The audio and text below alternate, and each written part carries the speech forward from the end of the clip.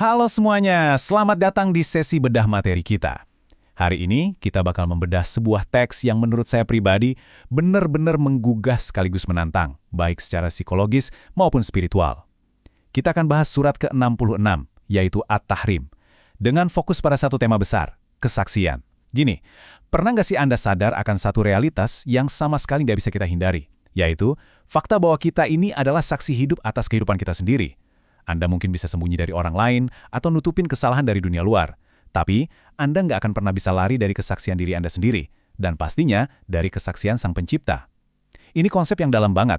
Dan materi yang bakal kita bahas hari ini ngasih semacam cetak biru tentang gimana sih seharusnya kita menjalani hidup dengan kesadaran penuh. Oke, langsung aja kita lihat agendanya ya. Ada 5 hal yang bakal kita bahas. Pertama, makna kesaksian At-Tahrim.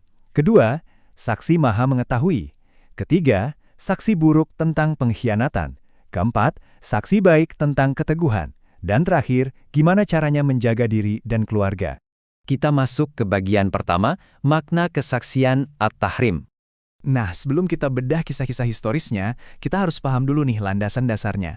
Kata At-Tahrim itu sendiri artinya pengharaman. Secara historis, ini merujuk ke momen spesifik waktu Nabi mengharamkan sesuatu yang sebenarnya halal buat beliau. Tapi kalau kita lihat maknanya lebih luas, surat ini tuh ngebangun sebuah kerangka psikologis yang disebut murakabah. Apa itu murakabah? Ini adalah kondisi di mana Anda punya kesadaran spiritual terus-menerus kalau Anda itu lagi diawasi.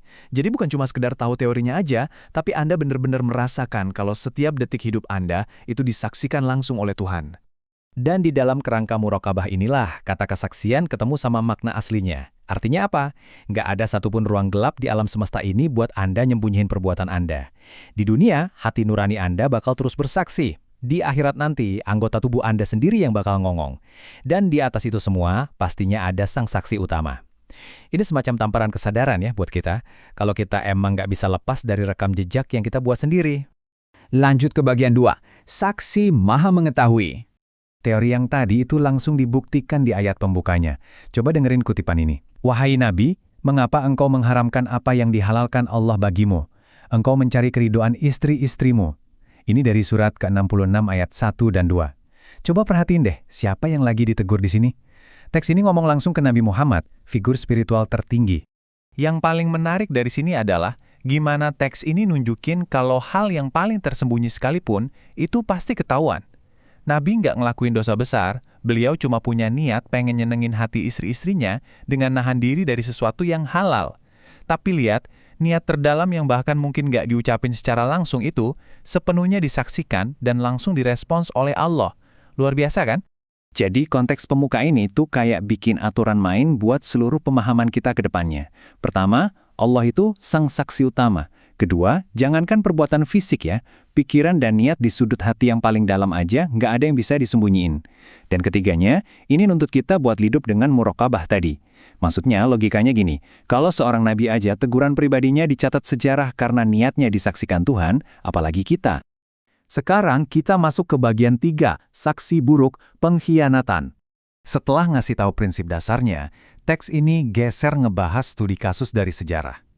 Di ayat ke-10, ada perumpamaan yang jujur aja lumayan tragis. Bunyinya gini, Allah membuat perumpamaan bagi orang-orang kafir, istri Nuh dan istri Lut. Mereka berkhianat kepada suami mereka. Di sini diceritain kalau mereka itu hidup sama hamba-hamba yang soleh, tapi mereka malah berkhianat. Ini adalah contoh paling nyata dari sebuah kesaksian yang palsu. Ada ironi yang dalam banget di sini. Coba bayangin deh, 2 wanita ini tuh tinggal satu atap sama para nabi. Mereka ngeliat langsung wahyu turun, nyaksiin mujizat di depan mata mereka, ngerasain akhlak yang luar biasa setiap harinya. Tapi, pengetahuan mereka nggak sejalan sama hati mereka. Mereka tahu mana yang benar, tapi milih buat sesat. Ini buktiin banget kalau cuma sekedar ada di dekat orang baik atau sekedar tahu kebenaran itu nggak cukup. Menyaksikan kebenaran tapi nggak dilakuin, wah, itu justru jadi bumerang yang bakal memberatkan mereka sendiri. Masuk ke bagian 4, saksi baik, keteguhan. Teks ini tuh seimbang banget. Habis nunjukin contoh yang gagal, fokusnya langsung diputar 180 derajat ke contoh keberanian spiritual yang luar biasa. Coba deh kita lihat kontrasnya. Di satu sisi ada istri Nuh dan Lut yang hidup di lingkungan super suci, malah milih berkhianat. Di sisi lain kita ketemu sama Asia, Siapa dia? Dia ini istrinya Fir'aun. Bayangin, dia hidup sama tiran yang paling kejam, di lingkungan yang penuh penindasan, tapi dia justru milih iman yang murni. Bener-bener kebalikan yang sempurna kan? Keberanian Asiyah ini direkam abadi di ayat ke-11 lewat doanya. Ya Tuhanku, bangunkanlah untukku sebuah rumah di sisimu dalam surga, dan selamatkanlah aku dari Fir'aun dan perbuatannya. Coba renungin bentar situasi Asiyah ini. Secara duniawi, dia punya segalanya. Istana, harta, kekuasaan tertinggi di Mesir. Tapi dia bersaksi kalau semua kemewahan itu nggak ada artinya dibandingin kebenaran dari Tuhan. Ini benar-benar definisi keberanian di bawah tekanan yang super ekstrim. Terus di ayat 12, kita dikenalin sama level kesaksian yang paling tinggi, yaitu lewat sosok Maryam. Maryam ini ngadepin ujian yang gak main-main, mengandung tanpa suami dan dihakimi habis-habisan sama masyarakatnya. Tapi dia tetap jaga kehormatannya dan membenarkan firman Tuhannya. Maryam ini ngajarin kita kalau iman sejati itu harus dibuktiin lewat ketaatan fisik dan tindakan nyata, gak cuma modal omongan doang. Kalau kita lihat perbandingan tokoh-tokoh ini, kelihatan banget polanya.